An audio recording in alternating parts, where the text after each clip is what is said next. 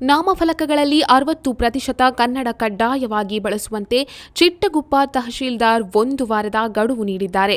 ಚಿಟ್ಟಗುಪ್ಪ ಪಟ್ಟಣದ ಪುರಸಭೆಯಲ್ಲಿ ತಾಲೂಕು ಆಡಳಿತ ವತಿಯಿಂದ ಪಟ್ಟಣದ ವ್ಯಾಪಾರಸ್ಥರ ಸಭೆ ಕರೆದ ತಹಶೀಲ್ದಾರ್, ಅಂಗಡಿಗಳ ಮೇಲೆ ಅಂಗಡಿಯ ಹೆಸರು ನಮೂದಿಸುವಾಗ 60% ಕನ್ನಡ ಭಾಷೆ ಬಳಸುವಂತೆ ಎಲ್ಲಾ ವ್ಯಾಪಾರಸ್ಥರಿಗೆ 1 ವಾರದ ಕಾಲಾವಕಾಶ ನೀಡಿದ್ದಾರೆ. ರಾಜ್ಯ ಸರ್ಕಾರದ ಆದೇಶದಂತೆ ಪಟ್ಟಣದ ಎಲ್ಲಾ ವ್ಯಾಪಾರಸ್ಥರು ಮತ್ತು ಕೃಷಿ ಉತ್ಪನ್ನ ಮಾರುಕಟ್ಟೆಯ ವ್ಯಾಪಾರಸ್ಥರು ಸರ್ಕಾರದ ಆದೇಶ ಪಾಲಿಸುವಂತೆ ಸಲಹೆ ನೀಡಿದರು. ಒಂದು ವೇಳೆ ಯಾರಾದರೂ ಸರ್ಕಾರದ ನಿಯಮ ಮೀರಿದರೆ ಸರ್ಕಾರದ ಆದೇಶದಂತೆ ಸೂಕ್ತ ಕ್ರಮ ಕೈಗೊಳ್ಳುವುದಾಗಿ ತಿಳಿಸಿದರು.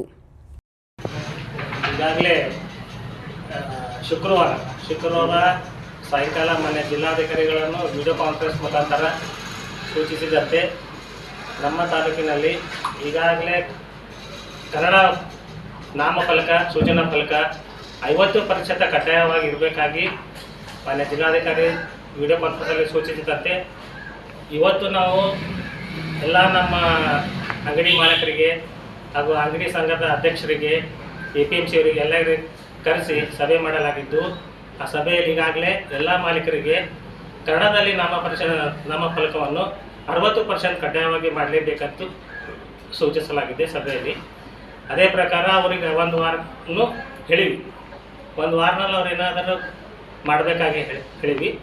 ಮಾಡಿದಿಲ್ಲ ಅಂದರೆ ಮತ್ತೆ ಮಾನ್ಯ ಸರ್ಕಾರ ಏನು ಆದೇಶ ಇರುತ್ತೆ ಮುಂದಿನ ಕ್ರಮ ಜರುಗಿಸ್ತದೆ.